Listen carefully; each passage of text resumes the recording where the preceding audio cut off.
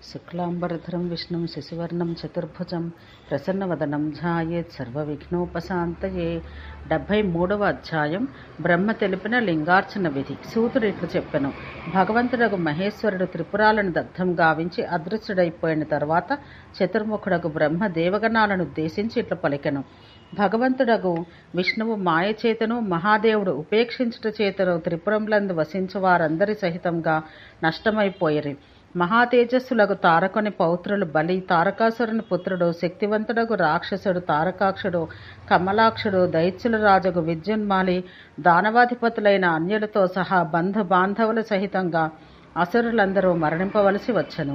వారు మహాదేవుని పూజించుట వదిలివేసిరి. ఆ కారణం చేత నాశన ప్రాప్తి పొందిరి. అట్లు కాకూడదని భావించుకున్న వారందరూ సదాశివుని లింగ రూపంలో నిత్యం పూజించాలి. దేవతలకు కూడా ఆ స్థితి శివపూజను నిత్యము శ్రద్ధాపూర్వకంగా చేసినంత వరకే నిలిచి ఉండగలదు. ఈ విశ్వం లింగమయం, అంతేకాక సర్వమును లింగస్థితమై ఉన్నది. అందుచేత ఎవరు తాము సురక్షితులుగా ఉండాలని కోరుకుంటారో వారు తప్పనిసరిగా లింగ పూజ చెయ్యాలి. కేవలం లింగ పూజ ద్వారానే దేవదానవ దైత్య యక్ష విద్యాధర సిద్ధ పిసితాసన పితర ముని పిశాచ కిన్నెరాది అన్యలకును సిద్ధులు సంప్రాప్తులు కాగలవు. ఇందు సందేహం లేదు. పాశుపత వ్రతం. మనం అందరమును ఆ దేవదేవుడు మహామహితాత్ముడకు మహాదేవుని పశువులం. పశుత్వం వదిలి పవిత్రమగు పాశుపత వ్రతం మనమందరం ఆచరించాలి. లింగం నందు విరాజమానుడై ఉండు మహాదేవుని మనం పూజింతము. పంచప్రణవముల చేత పంచభూతములను శుద్ధి చేద్దాం. శ్రేష్ఠులకు దేవతలారా, 4 ప్రణవాల చేత ఆ ప్రక్రియను 2 మార్లు చెయ్యాలి. పిమ్మట 3, దాని తర్వాత 2, అటు పిమ్మట 1కి సరిపోవ సంఖ్యందు ప్రాణాయామంతో కూడిన ఆ ప్రక్రియను నడచాలి. పిమ్మట ఓంకారాన్ని ఉచ్చరించి ప్రాణాయామాన్ని నియంత్రించుకోవాలి. ఈ వ్రతం చేయవాడు తన సర్వాంగాలను జ్ఞానరూపం చేత అట్లే ప్రణవం చేత నిండుకున్నట్లు చెయ్యాలి. అప్పుడు అతడు త్రిగుణాలను శుద్ధి నడుచుకుని పిమ్మట చతుర్థమగు అహంకార తన్మాత్రలు నియంత్రించాలి.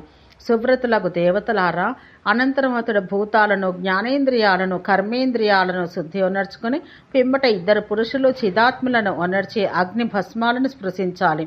అప్పుడు అతడు అదేవిధంగా చెప్పబడ్డ ప్రకారం వాయు, వ్యోమ, జల, పృథ్వులకు భస్మమగును. అంతేకాక తన శరీరంపై జీవిత పర్యంతం త్రిసంధ్యాకాలమునందు భస్మం పూసుకోవాలి. అట్లు చేయుట చేత అతడు సర్వతత్వముల జ్ఞానయోగి కాగలడు. ఇదే పాశుపత వ్రతం. దేవతోత్తములారా, ఇది స్వయంగా మహేశ్వరుడు బంధన ముక్తి కొరకు ఆదేశించిన విధి. ఈ విధి చేత పాశుపత వ్రతం చేయుటను లింగమునందు మహాదేవుని పూజించుటకు ముందే నేనను విష్ణు భగవానుడు వారిని దర్శించితిమి. దేవతలారా, ఈ వ్రతం ఆచరించిన మనుషులు 1 సంవత్సరంలో పశుత్వం నుంచి విముక్తి పొందుతారు. మహాదేవుని బాహ్య అభ్యంతరాలను 2 విధాలుగా పూజించిన తర్వాత సర్వవ్రతాలు పూర్తి చెయ్యాలి. ఉత్తములకు దేవతలారా, ఇది విష్ణువు నేను చేసిన దివ్య ప్రతిజ్ఞ. ఇందు ఏమాత్రం సందేహం లేదు. ఏలానగా ఇది మునులు కూడా చేసిన ప్రతిజ్ఞ. అందువల్ల శివుని పూజ తప్పక ఆచరించాలి. ఒకవేళ ఎవరైనా ఒక్క క్షణమే నా పరమాత్ముడకు శివుని గురించి తలచుకొనని ఎడల అది హాని కలిగించును. ఇది మహాదోషం. ఇది మాయ. మౌనంగా ఉంచవలసింది. ఎవరు క్షణమాత్ర కాలం లేక ముహూర్త కాలం శివుని చింతించునో, ఎవరు శివభక్తి తత్పరుడో వారికి మనస్సందు ప్రణామం అర్పించి వారిని స్మరించుట చేయుదురో అట్టివాడు ఎన్నడూ దుఃఖభాజనులు కారు. శివపూజా ఫలం వలన శివభక్తులకు సుందర మనోహర నివాసములు, దివ్య ఆభరణములు కోరుకున్న స్త్రీలు తృప్తి కలిగించినంత వరకు ధన సంపదలు కలుగును.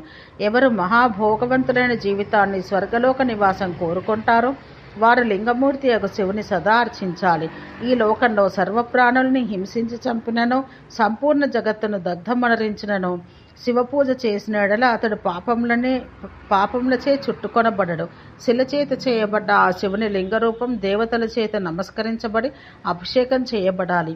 ఈ విధంగా చెప్పిన తర్వాత బ్రహ్మ, దేవేశుడు, త్రినేత్రుడు, త్రిలోకనాథుడు అగు శివుని అర్చించి ప్రియములకు వచనాలచే మహాదేవుని స్తుతించెను. అప్పటి నుంచి ఇంద్రాది దేవతలు, అన్యులు పాశుపత వ్రతాన్ని ఆచరించి తమ శరీరాలపై భస్మలేపనం గావించుకొని శివుని పూజించుచుండిరి. బ్రహ్మ తెలిపిన లింగార్చన విధి అను ఈ 73వ అధ్యాయం సమాప్తం. ఓం శాంతి శాంతి శాంతి.